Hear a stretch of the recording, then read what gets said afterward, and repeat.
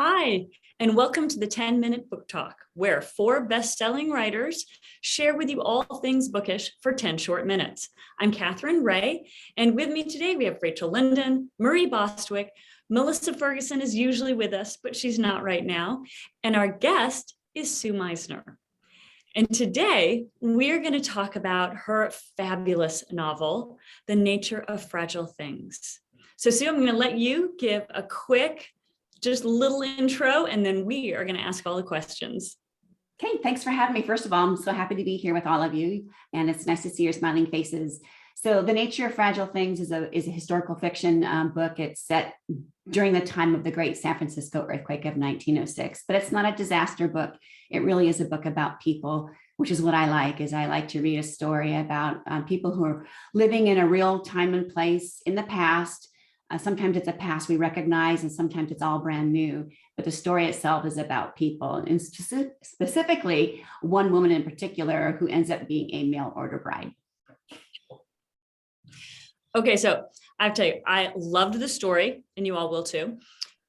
When I went to read some reviews, by the way, congratulations, the reviews are fantastic. I mean, you just hit it out of the park. And deservedly fantastic. It's a fantastic read. Fantastic. But I tell you, like every review said the same thing I did. How did she do it? There were so many twists and turns. It was a page turner. I was on the edge of my seat. I didn't know what was coming next. So my question is, do you know what's coming next? I mean, when you write, do you know? You know, this is one where I didn't. And I think that's why this makes me feel better. Yeah, this one came out differently than I thought it would. In fact, when I saw the book in Barnes and Noble, they had shelved it with mysteries and thrillers, which really surprised me because I never would have guessed. To me, it's always been historical fiction, but some people find it, and when they go into a brick and mortar store, they'll find it in mysteries and thrillers because it did have a lot of twists and turns. And there is kind of I'm not sure if it's a thrill element, but suspenseful. I think you could call it suspenseful. And I think a really good suspense novel does keep you guessing. That's what I have found. And this one does keep you guessing. And I didn't know all the twists and turns. I knew a few of them. I wasn't sure how I was going to pull them off. That was a little scary. And this book did take me to the mat. I had two huge false starts with it. And then I finally dialed into the one that you can read now. And some of the big twists that I can't share about because it'll totally ruin it for people. I did not know they were coming, but I knew I had to have something good. So I was like anticipating a twist or a turn. And I kind of kept my ear to the ground as I was writing so that I could anticipate it. And I'm really, really glad that the news showed up and the twists and turns came when I needed them to come. Oh, that's so great. I love that.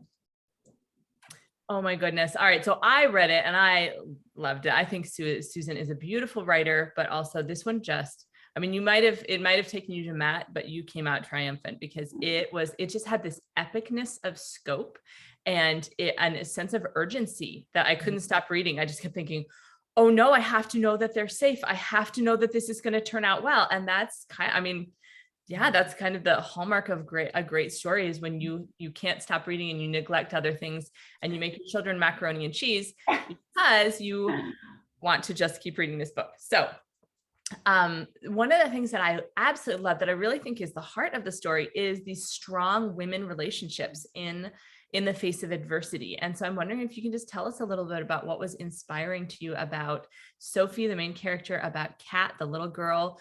Oh my gosh, as a mom, that just I really felt that it ups the stakes too, because you want to know that this child is taken care of. And so, these strong women and these strong female bonds. Yeah, that was from the get-go. That was not a surprise. I knew I was going to push for that theme from page one, that it would be a story about female solidarity. And, women were seen as rather fragile creatures at the turn of the century. They couldn't have their own bank accounts. They couldn't vote. There was a lot of things a woman couldn't do and had to be empowered by a man to do.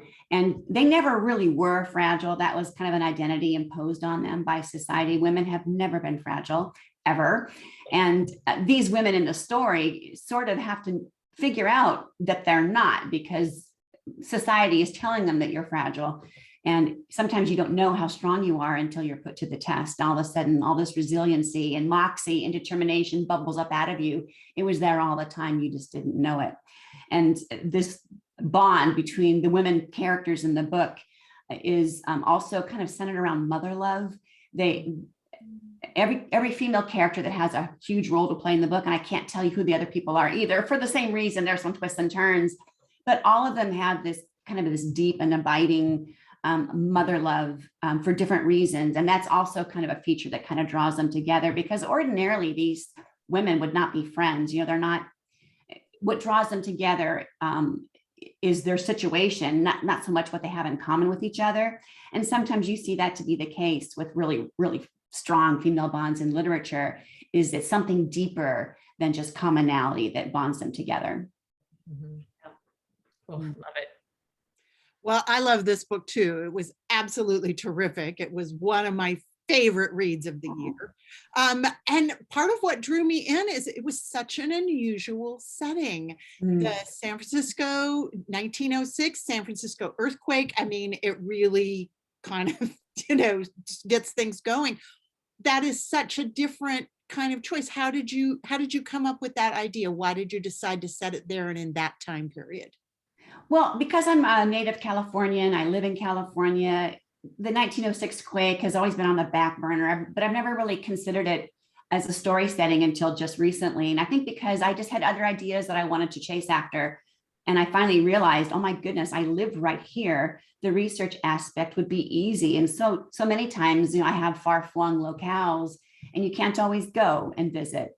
2020, nobody was going anywhere. So it just occurred to me, it's right here. I should check it out.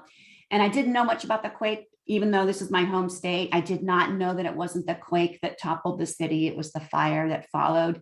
And that interested me. And also this idea that, not everybody has ever felt an earthquake.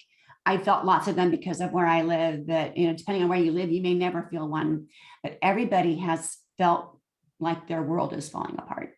Like metaphorically, it feels like you're grasping for a handhold and the ground beneath your feet is crumbling and your life your world is turning upside down. That's something everyone has felt. And I thought I could tell a story about a female character whose world begins to crumble just before the quake. And then and then everything starts to crumble. I thought, right. It was imagery. it was such a powerful metaphor in that it was really, it's a catalyst for, it's like, this is the moment when things change in this woman's life, when she starts to take a lot more control over, over her own destiny in a way. So I thought that was great. Do I have time for one more question in our 10 minutes? Yes, you have time. Okay, good.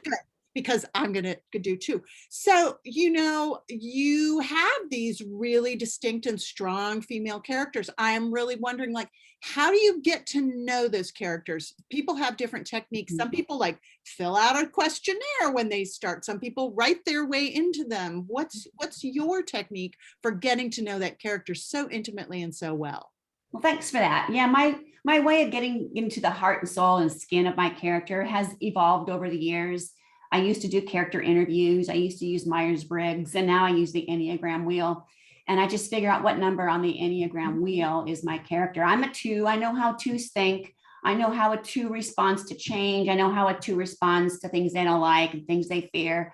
But I don't want all my characters to come off like me. They'd all be 2s. And 5s are very interesting. You know what I'm saying? And so I look at the Enneagram wheel, and if you're unfamiliar with it, I would research it for just to figure it out, because it's really kind of cool. And it's not a way of excusing anybody's behavior. It explains behavior. And of course, they are stereotypes. And so some of us fall outside the number, but generally speaking, you're probably one of the 9 numbers. And it's just kind of fun to figure out, because then you understand yourself better. You can understand your spouse and your children better. It's just a way of understanding relationships. And for me, it's a way of getting into character. So if I figure out what they are on the Enneagram wheel, and then I research that number, then you can figure out, well, this is how a 5 would respond to danger. This is how a 5 responds to conflict. That helps. That is very helpful to me. It's so love that. I've actually, I took an Enneagram workshop a few years ago, and I thought, ooh, that was my first thought, was like, well, that would be an interesting way to choose characters, to do different ones. So that's so cool that you're actually doing it and effectively. Well, I know I speak for everybody when I say we absolutely love this book, right, gang? Yes, go out We and get it. did. It's a Yes. fantastic read. And yeah, it's got all the good stuff. Thank you. Thank you. Thank you. And it does come out in paperback on January 2nd. So if any of you listening are really more of a paperback kind of person, it'll be in paperback on January 2nd. And you can already Start 22, right. Start 22 with The Nature of Fragile Things. Yeah, thanks. Exactly. Susan, thank you so much for being with us today. We've loved this. Oh, So thank you. Thank you for having me. absolutely wonderful. Bye-bye. Bye. Bye.